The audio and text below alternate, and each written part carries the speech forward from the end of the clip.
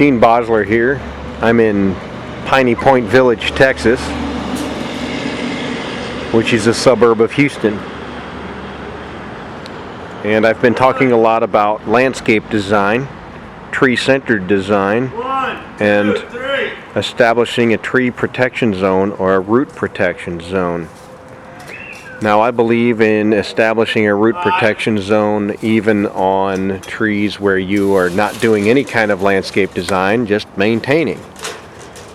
And asking oneself how your maintenance regime, including weekly mowings and quarterly weed and feed and all the varying different programs that we engage on, affect the trees.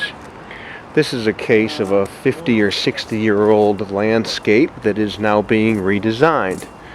The walls have been taken down, and this vast expanse was previously ardesia, which is a type of ground cover that had to be pulled up.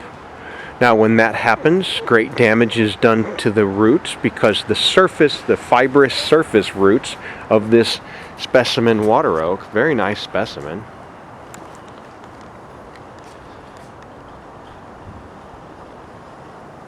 are intertwined with the root system of the ground cover. And so, in the mechanical removal of the ardesia, and plug in, you fill in the blank, Asiatic jasmine, English ivy, in the process of removing that ground cover, large amounts, I would say not just significant percentages, but vast percentages of the surface fibrous feeder roots of this tree are damaged, severed, cut along with it. Furthermore, there are, again, it's almost impossible to pull up ardesia without damage in the root system. Okay? Not just the fibrous roots, but every one of these nicks. Every little wound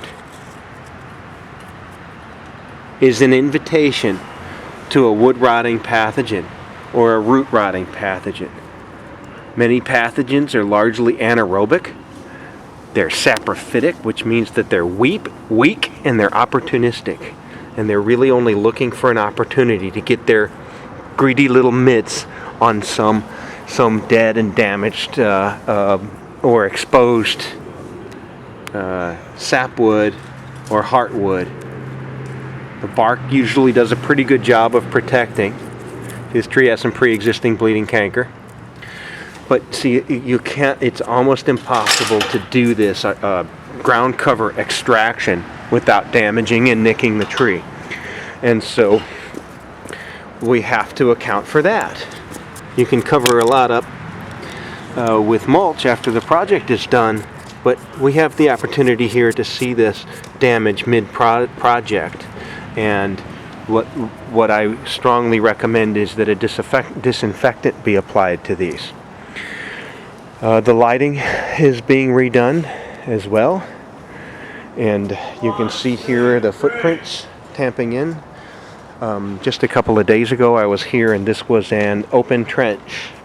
It was about 16 inches deep, and the homeowner was horrified to come out and see some pretty good sized roots had been cut in the process of redoing this conduit.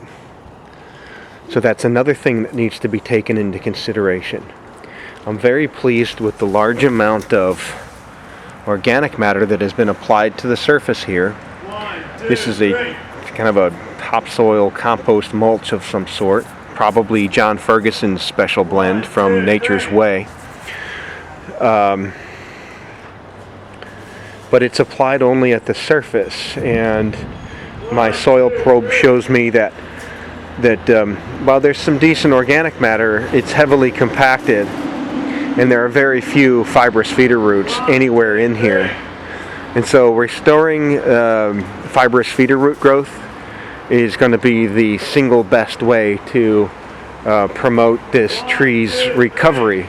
So even though we're where the client is using an organic landscape company who understands the concept of principle of good soil nutrition as a means to reducing plant susceptibility to diseases and pests. Nevertheless, the best efforts can result in some pretty significant damage to the root system of the tree. And so, this further supports my position that a root protection zone needs to be established, even if you're doing a simple landscape redesign and you're using the best, most conscientious landscape installers around.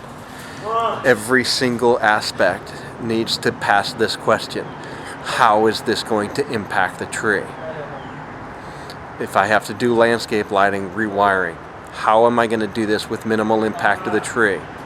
If I have to tear up the ardesia, and I can reasonably count on the loss of a significant amount of fibrous feeder roots, how can I mitigate that?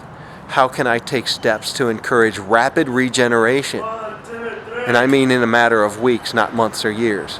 Rapid regeneration of the fibrous feeder roots, so that this tree doesn't go into a tailspin. These are the questions that need to be asked, even when you're only talking about maintenance. This is a super important thing. There's a fair amount of organic matter here. It's been installed even beyond into here, and it's going to be put into that little island there. But there's a large amount of organic matter here, but it needs to be worked into the profile with the air spade. And this is going to be compacted and replanted, and we need rapid regeneration of the fibrous feeder roots of this tree. This is priority number one. Priority number two, of course, is encouraging regrowth on the part of the root system that was actually damaged by the trench. And of course, we also need to get in here and prune the dead branches out. I'm very pleased with this tree not having been pruned in a very long time. It still has interior foliage. It hasn't had every sprout ripped off of the trunk. It should still have some, pruning done to it, but of course, very minimal. 1, 2, 3.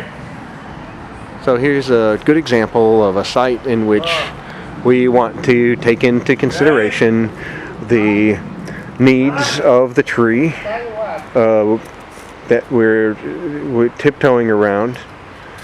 So ballet slippers, not combat boots. I welcome your comments. Thank you very much. And info@wideworldoftrees.com, or leave your question in the comment section. Thank you.